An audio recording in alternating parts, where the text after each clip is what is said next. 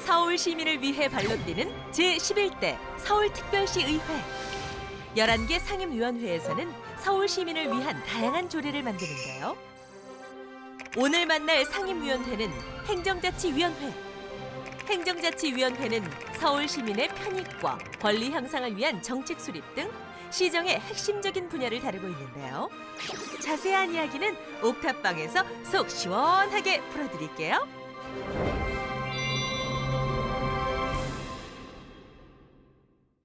야, 여기가 와 옥탑방, 오호호, 너무 좋다. 야, 정말 저랑 어울리지 않습니까? 야, 이런 데 오면 좀 쉬어줘야지.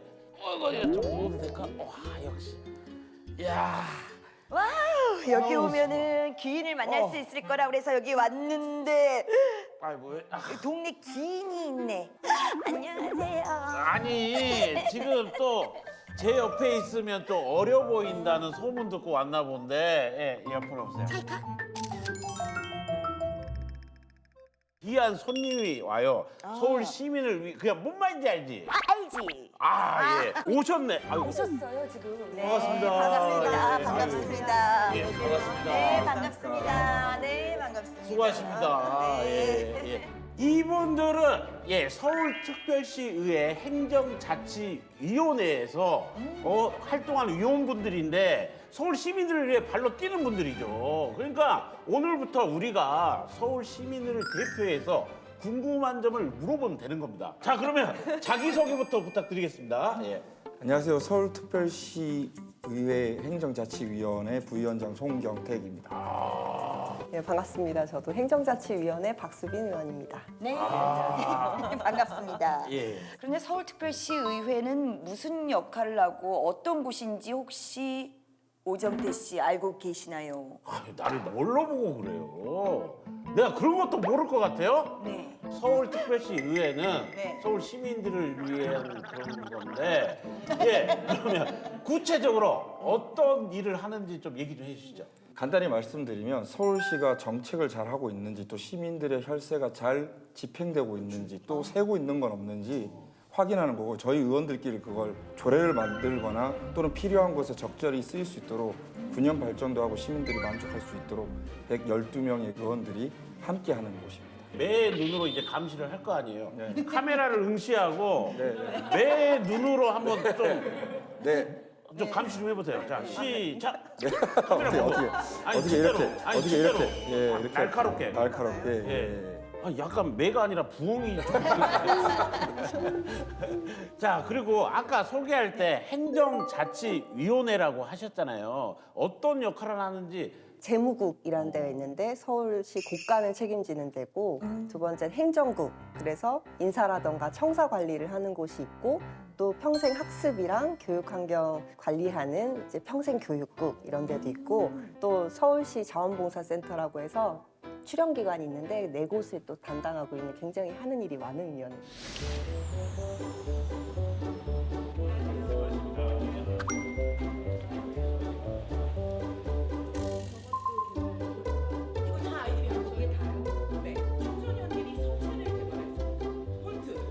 실질적으로 저희가 본 후에 이제 저희가 그 예산을 내려줄지에 대한 제 심의가 있습니다. 그 심의에 좀 참고하기 위해서 이렇게 직접 찾아왔습니다.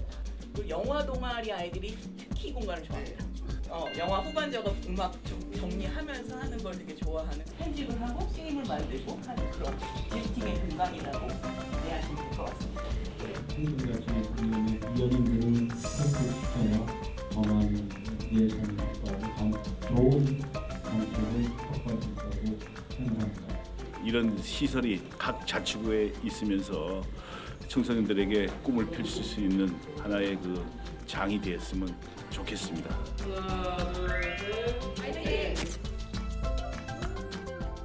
그러면 이제 그 자치위원회에서도 많이 분위기가 다를 것 같은데 행정자치위원회는 어떤가요? 굉장히 분위기도 밝고요. 서로 의견 조율이 잘 되고 있습니다. 그리고 때로는 조금 더 진중한 토론을 이어나가기도 하는데 행정자치위원회에서 지금 시끄러운 잡음이나 또는 이런 것들이 없는 거 보면 잘 해나가고 있지 않나. 파악이 잘 되고 있지 않나 생각합니다. 행정자치위원회 기관이 소관기관 중에서요 자치경찰위원회라고 있잖아요. 그래서 궁금한 점이 그 일반 경찰과는 어떻게 다른지 궁금합니다. 서울특별시 자치경찰위원회는 서울 맞춤형 치안정책을 시행하기 위해서 2021년 7월 출범한 합의제 행정기관입니다. 서울경찰청이 있고 그 밑에 31개 경찰서가 있어요. 거기서 주로 하는 일은 뭐 밀접 주민 안전하고 밀접한 안전활동, 치안활동, 그리고 여성 청소년 보호와 범죄 예방, 그리고 또 교통법규 위반했을 때 관련한 지도 점검 이런 일들을 하는 자치경찰 사무를 관장하는 자치경찰위원회를 만들었다 이렇게 보시면 돼요. 와, 자치경찰위원회. 아, 정말 오늘 또 새로운 걸 알아갑니다. 밤에 안심하고 다닐 수 있는 나라가 그렇게 많지 않은데 이런 안전한 나라에 살고 있다는 자체가 정말 행복인데요. 오정태 씨, 네. 밤에 좀 다니시면 안 될 것 같아요. 그런 아니, 왜? 데서.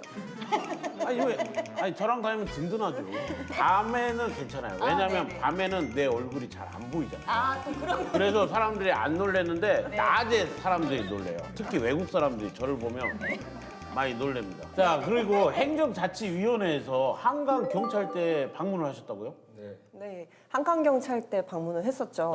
한강경찰대 설명을 드리면 해군 특수전단, 그다음 해남구조대 출신의 여러 이제 수상 안전 관련된 자격증을 갖춘 분들 39명이 근무를 하고 계신데요. 센터는 광나루, 뚝섬, 이촌, 망원 해서 4개의 센터를 중심으로 41.5km에 달하는 한강 주변을 담당하고 계십니다. 자, 여기서 잠깐 다짜고짜 돌발 퀴즈 있습니다. 자, 그 진행자한테 퀴즈를 드릴게요. 한강 경찰대 112 신고 건수가 연평균 얼마나 될까요? 연평 아유, 뭐 많아요. 1000건 됩니다. 하루에 한 건, 아니 2건 되니까 700건 정도 될 것 같아요. 어떻게 되는 거예요? 연간 3,700건 정도 됩니다. 하루 평균 11건 정도 되고 인명 구조를 비롯한 업무 처리가 있고요. 또 현장을 방문하니까 중소형 노후화된 술차청이나 이런 것들을 해결해야 될 것도 많고요. 그다음에 경제적 지원이 항상 좀 뒷받침돼야 되니까 그런 것들을 파악해서 해결하는 게 우리 행정자치위원회의 일입니다. 안전을 위해서 낡은 거는 이제 교체를 해야 되는 건 맞는데 네. 예산은 어떻게 될까요? 한 152억 원 정도 국고보조금으로 지원이 됐었어요. 근데 올해 2023년부터 예산이 줄어서 국고보조금이 줄었고 그러니까 결론적으로는 서울시에서 감당해야 되는 비용이 굉장히 늘어난 거죠. 그러다 보니까 서울시의회 행정자치위원회에서 지난해 연말에 자치경찰 제도의 어떤 독립성 또 자율성을 좀 고취하고 예산도 안정적으로 확보를 좀 해보자 이런 취지로 굉장히 긴데요.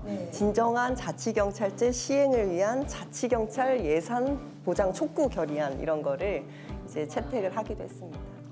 그래서 한강순찰대 노후순찰청 구입 예산도 늘렸고요. 교통범칙금, 가태료 등과 같은 것들이 자치지방단체로 이관되는 것이 필요합니다. 그래서 자체적으로 예산이 잘 좀 편성이 돼서 지역 내에 맞춤형 지방자치관리형 자치경찰위원회가 될 수 있도록 저희 행정자치위원회가 노력할 생각입니다. 돈이 문제입니다. 그래요.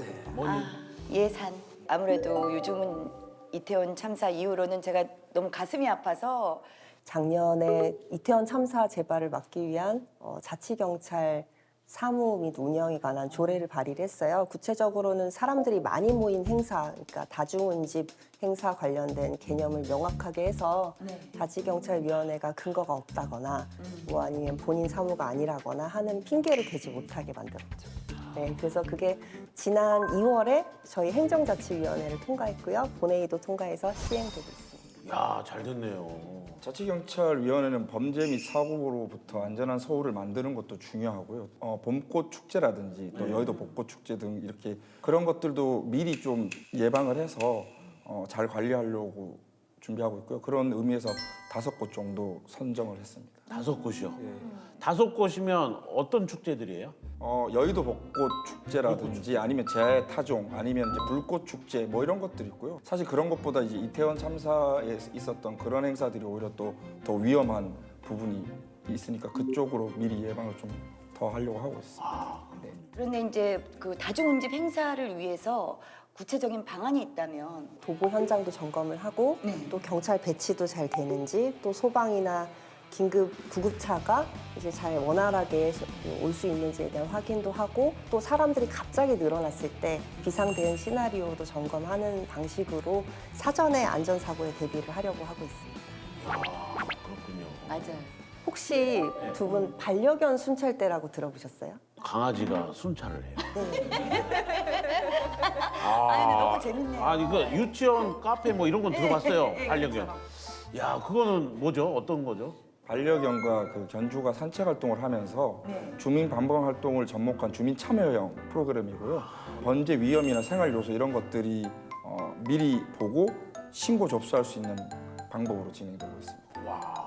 와, 아니 근데 그 기준이 선발 기준이 어떻게 되나요? 이뻐야 되나요, 반려견? 아니지 용맹스럽게 생겨야지.